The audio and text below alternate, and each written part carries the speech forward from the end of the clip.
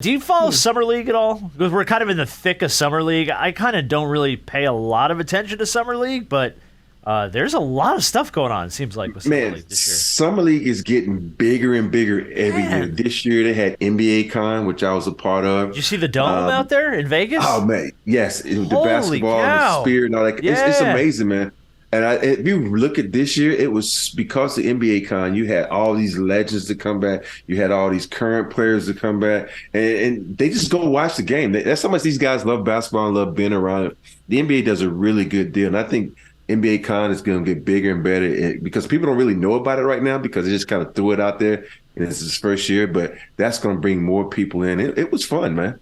Do you pay any mind to what happens in Summer League, or is it just kind of like more or less preseason for the lack of a better position?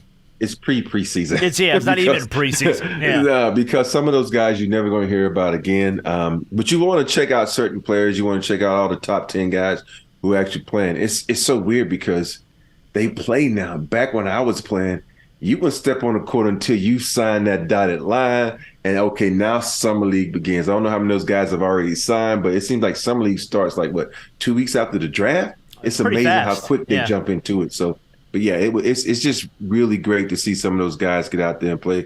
But this year, I'm not gonna lie, I've seen more people get dunked on than I ever have in the Summer League. Well, we got a couple stories about Wemby. Victor Wembanyama. One of these is not a story. I'm so sick and tired of hearing about it. One of them is, and I mean, it is, but it isn't. It literally pisses me off. Oh, because good. It's so annoying. I can't wait to get to that then. Let's start with Summer League, though, because there was all this buzz about. There was all this buzz about after his first game. He didn't perform very well in the first Summer League game, which again, it's exhibition, so it's like, who cares? You knew this was coming. But then here he comes out in game 2. I think it was Sunday night, and he rolled out 27 points, 12 boards, and everybody's back on the Wemby train. Like, he was a bust after game 1, and now game 2, everybody's back on board. It's so, bro. I can't stand people. I really can't, and I don't want to say because I don't hate anybody, but I really sometimes hate people because, and I understand it's the flip side of the coin. You know, when you have all this hype, LeBron went through it too. You have all this hype, everybody loves you until you come into your first game, and you don't perform very well. Yes, he looked slow, and he looked not very aggressive, but then the tide kind of started to turn. It's like, oh my goodness, what is this? You know, what happened to, I thought he was supposed to be the savior. Please shut the hell up. He is a 19-year-old boy that is acclimating to a new speed of a game. Boy is the right word, too, because at that age, you're not even barely a man. But y'all want him to be the savior of the league. Give him some time. I hate casual fans. I hate them. Yeah. Because you don't see them any other time, but then when they want to hop on the hype train or something, there they are. They're the conductor of that. Wow. I can't stand people. Yeah, this the thing about I think sometimes people forget. People do have jitters. You have first game jitters, and you think about the hype this dude had. All the hype on, he could be nervous, and so get off his back. Let the guy go out and play. Let him get some hype, and then it doesn't really matter right now anyway. This is Summer League. All these guys right now are trying to get their points. They're trying to showcase themselves. They're trying to be the guy that's trying to get, either overseas contract, a 10-day, a 2-way, or something. So they're trying to do this right now. And Wemby probably just been sitting back like, you know what? I got my contract. I'm number 1 pick. I'm about to be paid.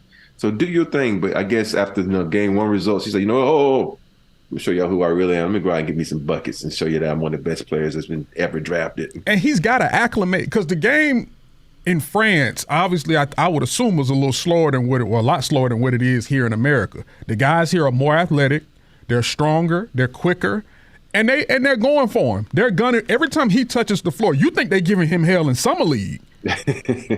Oh, he ain't seen nothing yet into the. You don't think that a lot of these guys are hearing about him and want to really test him out and see? Okay, we'll see if you are. They're gonna do it. They respect him, but when they touch that floor in the regular season, everybody's gunning for him. And then so we'll see what everybody has to say when actual veterans and superstars are gunning for him. Yeah, I also think one of his moments, one of his wake-up moments was in that first game where Miller crossed him up twice and then elbowed him in the face. Yeah. And it's like he sat on the ground like, did this just happen to me? Yeah. It's like, I better wake up. Oh. And I think that was a prime moment for him. So Yeah. It was the little wake up call of, hey, this is how NBA basketball is played. yeah. Welcome to it. But yeah, I'm with you, B. I get frustrated by people that overreact. It's the same thing like when teams lose in the NFL, lose preseason games, and people start freaking out, and I'm like, these guys are barely ever going to hit the field. Like, half these guys are never going to play. And it's the same way, like you said, Rob, in Summer League. Mm-hmm. A lot of these guys are just trying to get a contract, so they're like, maybe if I can get a few points off Wemby and show people I'm worth it, maybe I can get a 10-day somewhere. You'd be amazed at how many of these guys are not even playing for 10 days, 2 ways. They playing for overseas contracts. They trying to get noticed by overseas guys because sometimes overseas you can make more money over there than you will in the United States because that's tax free. Oh, I didn't realize that. Mm-hmm. Oh, well, that's why all these guys go overseas to play. Then when they want to try and revive their career, go overseas, get some Dwight Howard money. You know. And by the way, I have not heard more about Victor Wembanyama than the last probably week and a half because his security guard accidentally slapped Britney Spears. That was like, you want to talk about something just exploding way out of proportion? That was hysterical. And she hit herself. She ran up like no warning, and I don't blame the security guy. Security guy's like, yo, like, just don't know whoever this is. He didn't realize who was running up.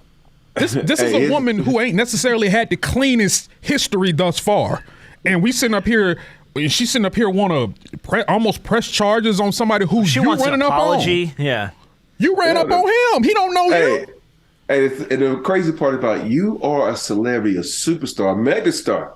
You know not to run up on somebody when they got security because your security would have did the same thing. So I don't know why she said, "Okay, I'm Britney Spears." Everybody don't know who you are.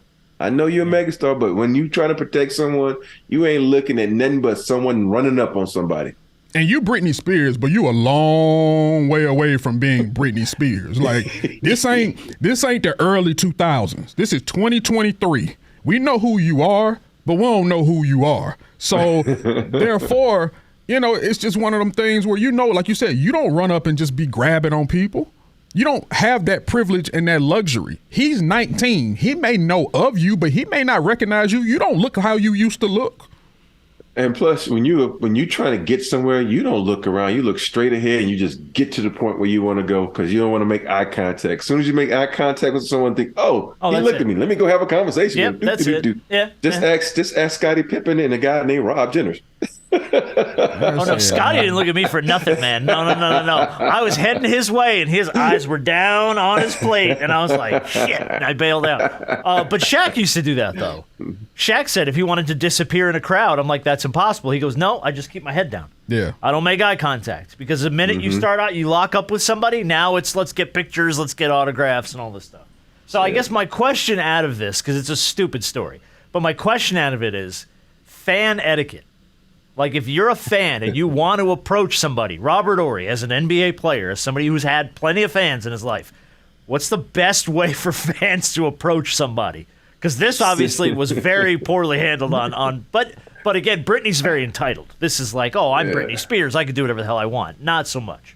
Send a kid. That's the kids are the key, boy. That's if you send good. a kid over, you are probably in. But if you send an adult over, you'd be like, you too grown to be asking for a damn autograph. What you gonna do with this shit? But I think for me is if you send a kid over, it's always a no-brainer. Even when I was, just at NBA Con, and the people would stop me. It was always the kids. Most grown-ups, you just keep it moving. Kids, you stop and you talk. But grown-ups, you like, if my favorite line is walk with me. I'm not stopping for you because that means if you stop, other people are going to come by. Because people, a lot of times, and in my case, people are like, oh, he's tall. Who is he? And then someone's, I heard the name, but they don't know the face. And so when they see someone else doing it, they feel, okay, I better, piggyback off this. But always keep moving with adults, stop with kids.